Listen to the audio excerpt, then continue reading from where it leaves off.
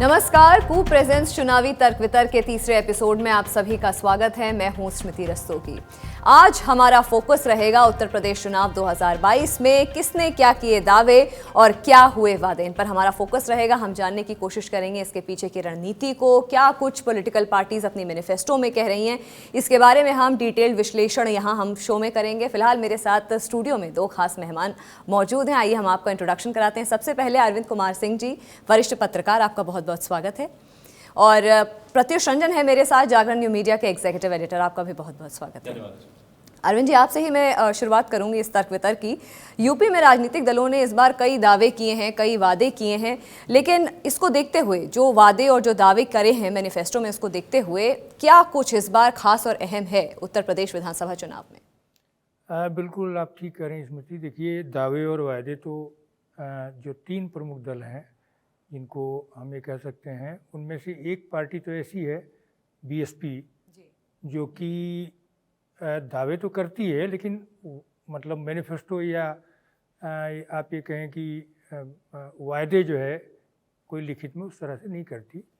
उनका अपना ये है कि मैनिफेस्टो जो है फर्जी होते हैं। ऐसा वो बार बार उनके लीडर जो है, पहले काशीराम जी भी और बाद में मायावती जी भी, और भी अभी सतीश चंद्र मिश्रा भी बार बार उन्होंने कहा कि वो इसमें भरोसा नहीं करते हैं। नए प्लेयर के तौर पर आप आम आदमी पार्टी की बात कर सकते हैं कि जो उत्तर प्रदेश के राजनीतिक क्षितिज पर एक नया जो पहली बार एक प्रभावी भूमिका में लड़ने की कोशिश कर रहे हैं। लेकिन जो सामान्यतया जिसको आप ये कहेंगे कि रिटर्न मैनिफेस्टो में जो तीन पार्टियां हैं, उसमें से जो रूलिंग पार्टी है माने भाजपा गठबंधन, दूसरा जो है जो समाजवादी पार्टी और लोक दल का गठबंधन, और तीसरा कांग्रेस पार्टी, तीनों ने तीन चीज़ों पर केंद्रित किया अपने को। पहला तो ये है कि किसान, अगर आप देख रहे होंगे तो पहली बार उसमें काफ़ी व्यापक, अगर आप देखेंगे धन के हिसाब से, तो मुफ्त बिजली हो या एमएसपी पर खरीद हो या गन्ना किसान, ये तीनों एजेंडे अगर आप देखेंगे तो ये बहुत ही बड़े कठिन काम है। क्योंकि पिछली कई सालों से सरकारें जो है ये बातें करती तो रही हैं, लेकिन अभी आप आश्चर्य करेंगे कि यूपी में जो पीएम किसान निधि से करीब 2.5 करोड़ से ज़्यादा किसानों को राशि दी जा रही है, लेकिन इसके बावजूद पूरे देश भर में जो धान की खरीद है वो 1.5 करोड़ से कम किसानों की है पूरे देश भर में, यूपी तो छोड़ दीजिए। और गेहूं की जो खरीद है वो 50 लाख के आसपास किसानों से हो रही है पूरे देश भर में, 10 राज्यों में, और धान 23 राज्यों में। तो एमएसपी पर खरीद से लेकर के बाकी तंत्र बनाना, क्योंकि ये चीज़ें अगर आप वाइडली देखेंगे तो उसके लिए इतना ह्यूज इन्वेस्टमेंट करने की ज़रूरत है कि राज्य सरकारों के लिए इतना सरल काम नहीं है। उसके लिए जब तक प्राइवेट प्लेयर्स और चीज़ें नहीं होंगी, तो ये पहला तो ये हो गया कि किसानों के मुद्दे। कर्ज माफ़ी भी है उसमें शामिल। कर्ज माफ़ी में इसके पहले 36,000 करोड़ रुपए की कर्ज माफ़ी हो चुकी है। दूसरा महत्वपूर्ण मुद्दा है कि नौजवानों से जुड़ा हुआ है, रोजगार का मुद्दा है। और तीसरा जो मुद्दा है जिसको आप ये कहें कि महिलाओं से, माने महिलाओं और महिलाओं में भी अगर आप देख रहे होंगे तो एजुकेशन से लेकर के एम्प्लॉयमेंट का मामला जो है, और इसके अलावा राजनीतिक मामले में भी कांग्रेस को आप थोड़ा सा अलग कर सकते हैं कि उन्होंने 40% महिलाओं को टिकट भी दिया है। और उसके अलावा बहुत सारी ऐसी योजनाएं हैं जिनमें आरक्षण की बात कही है उन्होंने, काफ़ी कुछ चीज़ें कही हैं। तो कुल मिलाकर के कह सकते हैं कि अभी जैसे कि हम लोग चर्चा भी कर रहे थे, ये मैनिफेस्टो की हिस्ट्री का 100 ईयर लगभग होने जा रहा है। एक बहुत इंटरेस्टिंग फैक्टर आपने बताया। और उस समय जो है पहले स्वराज पार्टी ने बाद में जब इलेक्शन 1926 का चुनाव हुआ तो उस समय जो है उसने बताया कि उसने सेंट्रल लेजिस्लेटिव असेंबली में क्या किया था। तो वो तो हो गए थे, मतलब जिसको आप ये कहो कि वो तत्कालीन संसद का चुनाव। लेकिन यूपी में भी अगर आप देखेंगे तो 1935 का गवर्नमेंट ऑफ इंडिया एक्ट है, उसके तहत जो चुनाव हुए उसमें भी कांग्रेस ने एक बड़ा वायदा किया था, उसमें जमींदारी उन्मूलन। तो उस तरीके की बात कहें, क्योंकि उस समय एक अलग चैलेंज था। अब क्या है कि जब आपके पास बहुत सारे इंफ्रास्ट्रक्चर हो जाते हैं तो आप उस हिसाब से बातों को देखते हैं। जैसे इसमें आपने एक वायदा देखा होगा कि आपने सरदार पटेल के नाम पर एग्रीकल्चर इंफ्रास्ट्रक्चर की बात। एग्रीकल्चर इंफ्रास्ट्रक्चर क्या है? एग्रीकल्चर इंफ्रास्ट्रक्चर में ये है कि कोल्ड स्टोरेज हो, फूड पोस्टिंग का नेटवर्क बने, ये सारी चीज़ें ऐसी जिनमें वाकई काफ़ी ह्यूज इन्वेस्टमेंट की ज़रूरत है। तो मुझे लग रहा है कि जैसे आप ये कहें कि चुनाव जब होता है, जैसे अगर आप देखें तो पुराने हाट बाज़ार में जो मदारी का नाच जो लोग दिखाते थे, तो वो कई तरह के करतब करके लोगों की भीड़ को अपने आप जुटाने की कोशिश किया करते थे। समय बदला है, चीज़ें बदली, टेक्नोलॉजी आ गई है नई, तो नई टेक्नोलॉजी के साथ, नई ऊर्जा के साथ, नए लोगों के साथ अब ये जो लीडरशिप है, क्योंकि ये भी अभी यूपी की मैं बहुत दिनों के बाद ये देख रहा हूँ ऐसा चुनाव है जिसमें ये सब नई लीडरशिप है, जो जिसको आप ये कहें यंग लीडरशिप जो कि आ रही है। आप आरएलडी की बात कर लीजिए, आप समाजवादी पार्टी की बात कर लीजिए और बीजेपी की बात कर लीजिए, और ये टेक्नोलॉजी से लैस लीडरशिप है। गोविंद बल्लभ पंत जी जब पहला चुनाव लड़ रहे थे 52 में, तो वो बात नहीं थी, केवल पोस्टर से और बहुत बैलगाड़ियों से चुनाव प्रचार होता था। आज ऐसा नहीं है। तो समय के साथ चीज़ें बदली हैं और मतदाताओं पर रिझाने के तरीके बदले हैं, जिसमें न्यू मीडिया बड़ा इंपॉर्टेंट रोल प्ले कर रहा है, ऐसा मुझे लगता है इसमें। जी प्रत्युष, बात हम कर रहे हैं वादों की, दावों की, मैनिफेस्टो की, तो इस बार बहुत इंटरेस्टिंग जो एक और फैक्टर देखा गया है कि सब पार्टियों ने अपने अपने मैनिफेस्टो का बहुत एक नामकरण जो किया है वो बड़ा इंटरेस्टिंग है। जैसे कि बीजेपी ने लोक कल्याण संकल्प पत्र, समाजवादी पार्टी ने समाजवादी वचन पत्र, और वहीं कांग्रेस की बात करें तो उन्नति विधान जन घोषणा पत्र। ये बहुत ही मुझे लगता है एक तरीके से देखा जाए कोशिश करी जा रही है अट्रैक्ट करने को, रिझाने को जनता को। तो क्या कुछ कहेंगे आप? और ये जो महंगाई एक जो मुद्दा थी, एक जिस पर घेरने की कोशिश की गई थी ऑपोजिशन ने सरकार को करी, तो वो एक मुद्दा है या विकास और रोजगार एक बड़ा मुद्दा है इस बार के चुनाव में? जी स्मृति, जो घोषणा पत्र है, इलेक्शन मैनिफेस्टो की बात है, ये जैसा अरविंद जी ने बताया, ये बहुत ही, अगर मैं कहूँ तो स्वस्थ लोकतंत्र में ये बहुत ज़रूरी चीज़ है कि आप अगर किसी पॉलिटिकल पार्टी की तरह किसी चुनाव में आप लोगों के मत को मांगने के लिए जा रहे हैं मतदान के समय, तो आप क्या दावे कर रहे हैं, क्या वादे कर रहे हैं, दोनों ही इंपॉर्टेंट है। ये उसका ही एक रिटन फॉर्म होता है कि हाँ हम लिख के दे रहे हैं इस चीज़ को। और इस पे इस तरह की बहस भी कई बार छिड़ी है, क्योंकि एक तरह से पार्टी का विज़न होता है, पार्टी अपने विज़न बता रही है, लोगों को पसंद आएगा तो वोट करेंगे। तो अभी क्या है कि मैनिफेस्टो एक स्वस्थ लोकतंत्र में एक प्रक्रिया तो अच्छी है, लेकिन उसका दुरुपयोग भी होने लग गया। दुरुपयोग इन द सेंस कि वादे इस तरह से लोगों ने करने शुरू कर दिए जो पूरे कर भी ना पाए, ये पढ़ के ही लगता है कि शायद पूरा ना हो पाएगा। हवाई जो वादे इसी पे मैं एक बताना चाहूँगा, 2015 में एक एडवोकेट ने PIL भी डाला था कोर्ट के अंदर, सुप्रीम कोर्ट के अंदर, कि अगर कोई पार्टी अगर पूरा नहीं कर सकती है तो उसके खिलाफ कार्रवाई की जाए। हालांकि चीफ जस्टिस ऑफ इंडिया उस समय थे HL दत्तू और जस्टिस अमिताभ रॉय, इन्होंने डिक्लाइन कर दिया था इसको, ये बोलते हुए कि ये कोई लीगली इन्फोर्स्ड चीज़ नहीं है, इस पे हम उसके ऊपर कुछ ऐसा कार्रवाई नहीं कर सकते। लेकिन 2013 में एक दूसरी बेंच ने सुप्रीम कोर्ट के, उन्होंने निर्देश दिया था इलेक्शन कमीशन को कि आप ये मॉडल कोड ऑफ कंडक्ट में इसको शामिल करें पॉलिटिकल पार्टीज के लिए। तो उसमें इन चीज़ों की सारे मेंशन किए गए हैं कि पॉलिटिकल पार्टी अगर कोई दावा करती है, वादा करती है, तो उसका भी एक लिमिटेशन है, आप क्या कर सकते हैं। एक प्रोहिबिटरी ऑर्डर का समय होता है कि 48 आवर्स, इलेक्शन से 48 घंटे पहले के समय तक आप कोई वादा नहीं कर सकते, आपको जो करना रिटर्न फॉर्म में कीजिए, वो इसका पूरा प्रोसेस है। तो पार्टी जिसको यूज़ कर रही है, लेकिन अब है कि अब यूज़ इस तरह से हो रहा है, और जैसा अरविंद ने बताया कि न्यू मीडिया का जमाना है, तो अब हर नेता हर प्लेटफॉर्म से हर बार एक नया वादा करता है। वो अब रिटर्न फॉर्म में हो सकता है कि उसका 20% ही कैप्चर हो रहा हो, लेकिन वो 80% जो है वो लगातार जो है वर्बली ही निकलता है। प्रॉमिसेस की बात करें प्रत्युष, एक बहुत ही अच्छा एक कू है हमारे पास भाजपा की तरफ से। उन्होंने बात करी है परिवारवाद, वंशवाद, जातिवाद के खिलाफ उन्होंने हमला बोला है और कहा है कि इनका होगा विनाशवाद, और अपना जो उन्होंने फोकस किया है वो बात कर रहे हैं विकासवाद के ऊपर, कि भाजपा में सिर्फ विकासवाद रहेगा। जी, ये जैसा हम देख सकते हैं इस पोस्ट में, भाजपा की तरफ से ये पोस्ट है और इनका हैशटैग भी है कमल संग पूर्वांचल, मतलब पूर्वांचल की बात कर इलेक्शन से रिलेट किया है इन्होंने। और जैसा कि हम हमेशा देखते आए हैं, पिछले कई डिस्कशन में हमने ये बात भी की है कि भाजपा सीधा हमला करती है 3 चीज़ों को लेके। परिवारवाद को लेके समाजवादी पे हमला होता है, समाजवादी पार्टी पे, वंशवाद को लेके कांग्रेस पे हमला करते हैं, और जातिवाद को लेके बसपा पे हमला करते हैं। तो उसी को दिखाता हुआ ये पोस्ट है। साथ में ये अपने जो वादे किए हैं इन्होंने इस इलेक्शन में, उसके बारे में एक चर्चा की है कि किस तरह से अगली सरकार अगर इनकी आती है तो उसकी दिशा क्या तय रहेगी। दिशा के बारे में बात की है। अरविंद जी, आपने उत्तर प्रदेश को अगर बोला जाए राज्य को बहुत करीब से देखा है, बहुत चुनाव आपने करीब से देखे हैं। 2017 के जो विधानसभा चुनाव बीजेपी का जो अगर मैनिफेस्टो उठा के देखा जाए तो 2 अहम वादे थे उनके। एक तो था उनका राम मंदिर को लेकर के, दूसरा था इंस्टेंट ट्रिपल तलाक को लेकर के, जिस पर सुप्रीम कोर्ट की भी मोहर लग गई। तो लोगों के बीच अगर हम ये जो 2 वादे हैं, जो कोर प्रोमिसेस की बात करी जा रही है, उन पे वो खरी उतरी है। तो लोगों के आपको क्या लगता है किस तरीके का कॉन्फिडेंस इस बार इन मुद्दों पे बीजेपी को मिल रहा है जो फाइट करने उतरी है? देखिए क्या है कि जितने भी चुनाव हैं स्मृति, उनमें हर चुनाव के जो है एजेंडे अपने अलग अलग होते हैं। हाँ, नगर पालिका का चुनाव होगा तो वहाँ कुछ और होता है, विधानसभा का है कुछ और होता है, और जो माने राष्ट्रीय चुनाव जब होता है उनके अलग होते हैं। तो ये भारतीय जनता पार्टी के साथ क्या रहा है कि ये 1989 का जो चुनाव था जी, उसमें पहली बार एक तरह से आप कह सकते हैं प्रमुखता के साथ भारतीय जनता पार्टी इस मुद्दे के साथ जुड़ी थी, खासतौर राम मंदिर के मुद्दे को लेकर के, और लगातार वो सक्रिय रही। जो उसके पहले पालमपुर के जो सम्मेलन में जो बातें कही गई थी, तो एक तरह से ये मान लिया गया कि ये तो उन्हीं का मुद्दा है।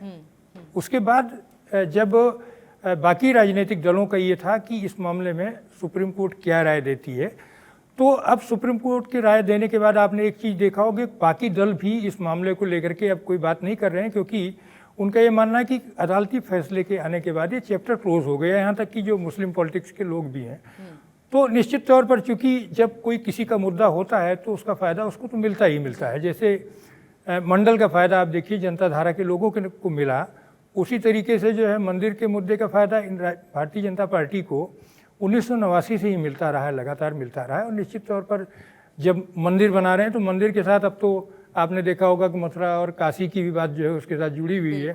काशी में एक कॉरिडोर बना है। तो हर राजनीतिक पार्टी का एक अपना, जिसको आप ये कहिए कि कुछ मूल मुद्दे होते, लेकिन जो ये जो चुनाव हो रहा, मुझे लगता है इससे भी ज़्यादा महत्वपूर्ण ये है कि जो डेवलपमेंट में पिछले 5 सालों में भारतीय जनता पार्टी ने क्या किया है और आगे का उनका क्या एजेंडा है, ये एक निर्णायक होगा। ये केंद्रीय मुद्दा तो नहीं है इसको, लेकिन हाँ, मुद्दों के साथ एक मुद्दा बड़े प्रमुख मुद्दों में जरूर है, लेकिन केंद्रीय मुद्दा जिसको आप ये कहें केंद्रीय मुद्दा, तो मुझे लगता है कि ये 2017 में भी विकास था, 2019 में भी था, और अभी भी यही है। मुझे लगता है विकास ही एक अहम मुद्दा है जिसको लेकर के इस बार भी आप कह रहे हैं कि लोग अपना मतदान कर और रहे हाँ, हैं। उसमें एक चीज़ केवल मैं कहना चाहूँगा कि निश्चित तौर पर जब इस तरह के कुछ नए निर्माण होते हैं, नई चीज़ें होती हैं, तो उसके साथ जो है आसपास के इलाकों का विकास भी होता है जो है। तो वो जो विकास तो हो रहा है, क्योंकि अब अगर कोई नई अयोध्या बन रही है तो टूरिस्ट अट्रैक्शन जो है, टूरिस्ट 2 तरह के होते हैं। एक तो होते हैं जो केवल किसी शहर को देखने आते हैं, एक धार्मिक पर्यटक होते हैं। धार्मिक पर्यटकों की संख्या भी भारत में बहुत ज़्यादा होती है, और जब धार्मिक पर्यटक कहीं आते हैं तो इंफ्रास्ट्रक्चर भी नया डेवलप होता है वहाँ चीज़ें। तो मुझे लगता है कि ये सारी चीज़ें भी इसके साथ जुड़ी हुई हैं। जैसे काशी का भी है, काशी में कॉरिडोर बनने को लेकर के, और इन चीज़ों को लेकर पक्ष में भी लोग हो सकते हैं, विपक्ष में भी हो सकते हैं। सामान्यतः आपने देखा होगा कि कोई ज़मीन जाती है किसी की, तो वहाँ विरोध भी होता है इन चीज़ों को लेकर के, लेकिन धीरे धीरे जब लोगों को नज़र आता है कि नहीं इसका फ़ायदा है, तो मुझे लग रहा है कि डेवलपमेंट कुल मिला करके जो पूरा केंद्र बिंदु बना हुआ है। प्रत्युष, अभी अरविंद जी से जब बात हो रही थी तो उन्होंने बोला एक महिला ऐसी एक बिंदु थी जो तीनों पार्टीज़ के जो मैनिफेस्टो हैं, जो मेन कंटेंडर्स मानी जा रही है, तीनों पार्टीज़ के जो फोकस है वो महिलाओं पर रहा है। तो इस बार के चुनाव में कितनी निर्णायक साबित हो सकती हैं ये महिलाएं, या कितने निर्णायक साबित हो सकते हैं इनके वोट्स? महिलाओं के वोट हमेशा ही निर्णायक साबित होते रहे हैं। सारे चुनाव में हमने देखे हुए हैं। और ये ज़रूर आप मुझे बताइएगा कि 2014 से अब तक का ये जो सफ़र है, निर्णायक महिलाओं का जो वोट बैंक है उसका। जी स्मृति, लेकिन मैं जो अभी मैनिफेस्टो की बात है, तो भाजपा ने भी महिलाओं पे जोर दिया है, समाजवादी पार्टी ने भी जो महिलाओं पे जोर दिया है, और खास करके इस बार कांग्रेस ने बहुत ही ज़्यादा जोर दिया है। तो मैं एक बार भाजपा के जो मुख्य मुद्दे हैं इन्होंने रखे हैं इस बार के मैनिफेस्टो में, उसके बारे में जरा बता दूं। इन्होंने जो वादे किए हैं, कॉलेज जाने वाली छात्राओं को मुफ्त स्कूटी दी जाएगी, जो मुख्य हैं। अगले 5 साल सभी किसानों को सिंचाई का मुफ्त बिजली मिलेगी। 5,000 करोड़ की लागत से कृषि सिंचाई योजना शुरू होगी। गन्ना किसानों को 14 दिन के अंदर भीतर भुगतान होगा, देरी होने पे ब्याज भी मिलेगा। हर विधवा निराश्रित महिला जिसकी आप बात कर रहे थे को 1,500 रुपये प्रति माह का पेंशन मिलेगा। 6 मेगा फूड पार्क बनाए जाएंगे। ये जो भाजपा के जो मुख्य थे।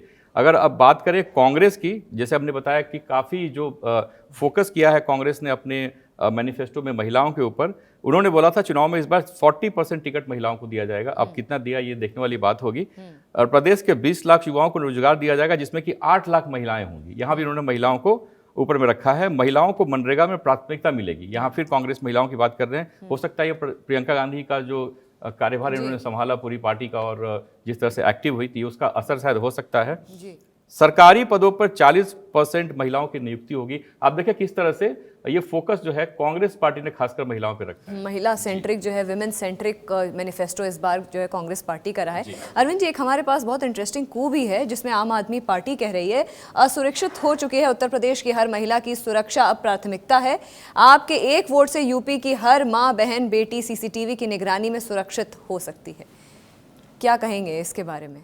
देखिए स्मृति, अभी जो चर्चा हम लोगों की चल रही थी, बेसिकली महिलाओं को केंद्र बिंदु में क्यों लाया गया है, इसके पीछे के कुछ ऐतिहासिक कारणों को देखना होगा। पहला तो ये है कि अब जो उत्तर प्रदेश की जो लड़कियां हैं, महिलाएं हैं, वो पहले जैसी नहीं है। साक्षरता का लेवल बढ़ा है काफ़ी। जब लड़की साक्षर होती है तो दो चीज़ों का तो, क्योंकि वो घर से बाहर निकलेगी तो मोबिलिटी के साथ ये होगा कि सुरक्षा जरूरी है।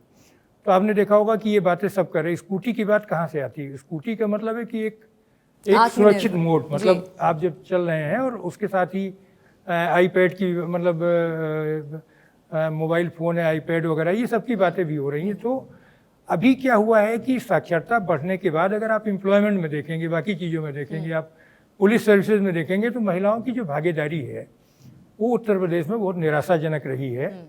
और ये एक तरह से पूरा पुरुष प्रधान राजनीति का प्रांत अभी भी बना हुआ है, जबकि इसी राज्य ने मतलब इसी राज्य से निकली हुई एक महिला विधायक संयुक्त राष्ट्र संघ की अध्यक्ष बनी जी। और मतलब तब बनी जबकि हम लोग भी पैदा नहीं हुए थे, तब वो बनी। तो मतलब जिसने लीड किया करना सिखाया, वहाँ आज भी राजनीति में। तो ये जो चीज़ें हैं निश्चित तौर पर, क्योंकि जब पंचायत में इलेक्ट होके आ रही, कॉरपोरेशन में इलेक्ट होके आ रही, तो निश्चित तौर पर एक नए नेतृत्व को उभारने के लिए, तो भी आपने देखा होगा कि अब जो टिकट की लिस्ट जारी हुई तो उसमें महिलाओं के लिए हाईलाइट करके वो लिस्ट जारी हुई हैं। मतलब कि ये चाहे आम आदमी पार्टी हो, भारतीय जनता पार्टी हो, कांग्रेस पार्टी ने इसको मुख्य मुद्दा बनाने की कोशिश की है, समाजवादी पार्टी भी हो, इन सब ने कोशिश तो किया है कि उनके मुद्दे शामिल हों।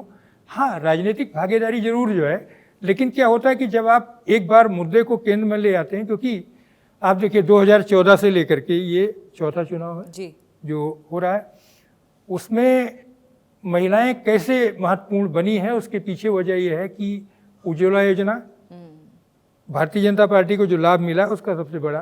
दूसरा जो मकानों के बनने का, क्योंकि महिलाएं ही मकान में रहती है, तो मकान जब बनेगा तो उसका जो बेनिफिशरी के तौर पर वो ज़्यादा जो है। तीसरा जो है जो टॉयलेट्स के निर्माण हुए हैं, तो ये सारी चीज़ें। और इसके बाद फिर आखिर में जो रसोई गैस के कनेक्शन है।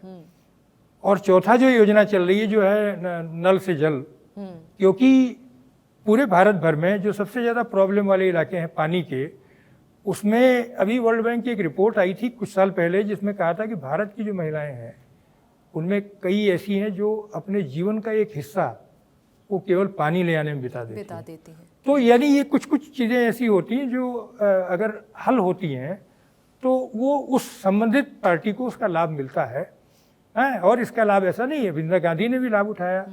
उसके पहले जो है अगर आप उठा करके देखेंगे तो इस मामले को लेकर विश्वनाथ प्रताप को भी लाभ मिला, नरेंद्र मोदी को भी लाभ मिला है। तो ये चीज़ें ऐसी हैं जब कई बार ऐसे होते हैं कि जो नेग्लेक्टेड है, अभी जैसे नेग्लेक्टेड बहुत सारी चीज़ें हैं। अब जैसे पहली बार आपने एक चीज़ देखा होगा कि मल्लाहों को शामिल किया गया है, यानी नाव चलाने वाले। अब उत्तर प्रदेश में नदियाँ बहुत हैं, नाव चलाने वाले लोग, लेकिन किसके उस पर है नाव चलाने वाले लोग और मछुआरे लोग जो है। अब यूपी बंगाल जैसा तो है नहीं कि जहाँ हर घर में मछली खाने वाले हों, जरूरी नहीं है। लेकिन ये जो दोनों कम्युनिटीज़ रही हैं, ज़्यादा नदियाँ होने के नाते एक बड़ी कम्युनिटी थी, ये हर पार्टी के एजेंडे में आए हैं। तो मुझे लगता है कि महिलाएं वोटर एक सचेत वोटर हैं और पिछले तीनों चुनावों में उनका परफॉर्मेंस बहुत अच्छा रहा, मतलब पुरुषों की तुलना में अच्छा रहा है। तो उस बात को देख के सभी राजनीतिक दलों ने, उसमें से कोई दल ऐसा नहीं जिसने उसको इग्नोर किया हो। मुझे लगता है जो बेनिफिशियरी क्लास की बार बार बात हो रही है और जो साइलेंट वोटर्स की बार बार बात हो रही है, वो यही निर्णायक जो वोट है, मत है, वो महिलाओं का है इस बार उत्तर प्रदेश के चुनाव में। प्रत्युष, टू वे कॉन्टेस्ट इस बार का माना जा रहा है उत्तर प्रदेश में, बीजेपी वर्सेस समाजवादी पार्टी।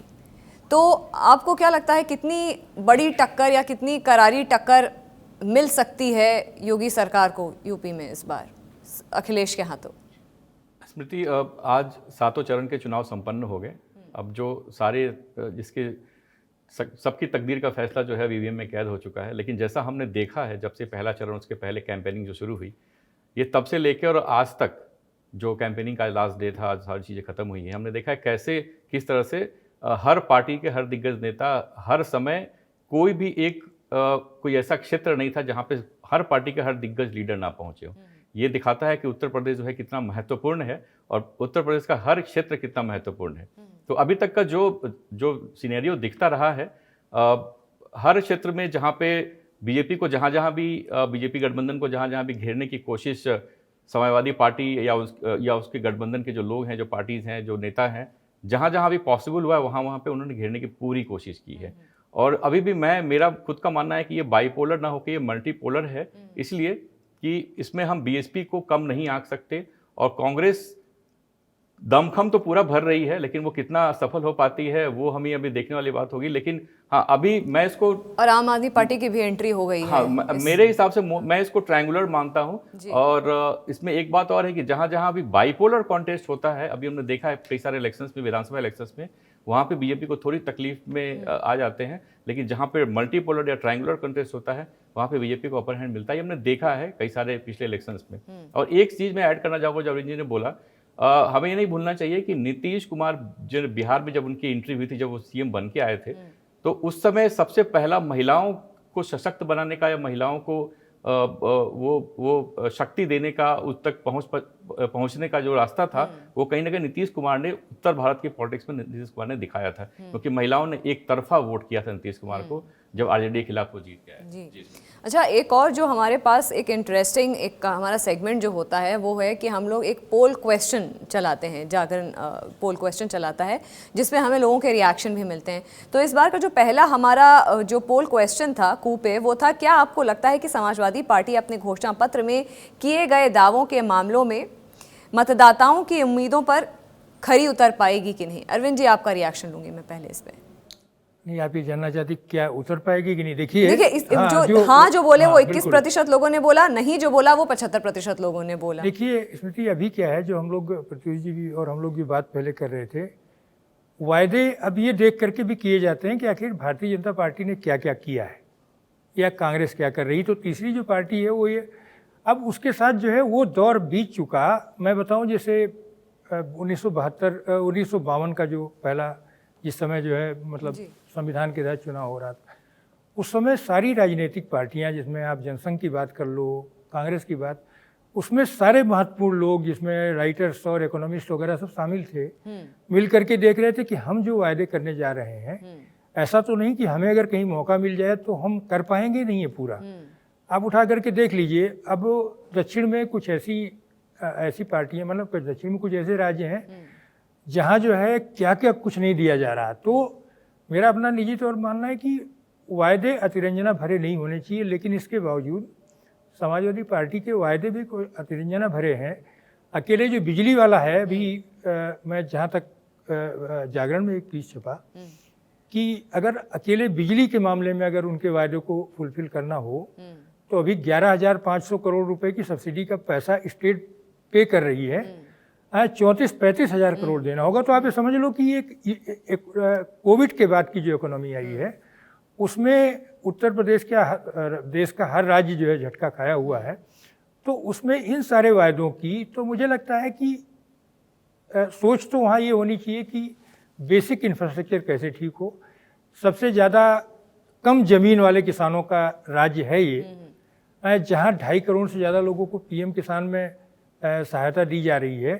पूरे देश भर में वैसे किसानों की संख्या जो है 15 करोड़ है, आप उठा करके देख लो, उसमें से इतने यूपी के अकेले हैं। तो उनमें सवाल यह है कि आप ग्रामीण आधार को मजबूत करने के लिए, इंफ्रास्ट्रक्चर को मजबूत करने के लिए ज़्यादातर चीज़ों को करें, क्योंकि ये केवल मुफ्तखोरी की जो बात है वो राज्य के किसी भी राज्य के उसको बहुत ज़्यादा जो है आप अगर आप पैसा देंगे, देखिए पैसा तो आपका लगना ही लगना है इसमें।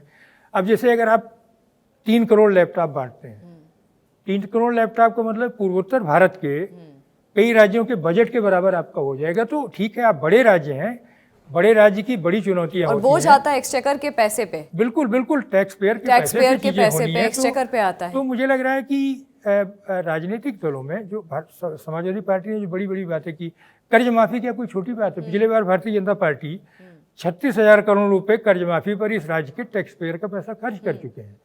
तो उसके बाद फिर कर्ज माफी, तो एक बार डॉक्टर लोहिया ने कहा था कि ये कर्ज माफी वगैरह की चीज़ें ये लोगों के पुरुषार्थ को ख़त्म करती हैं।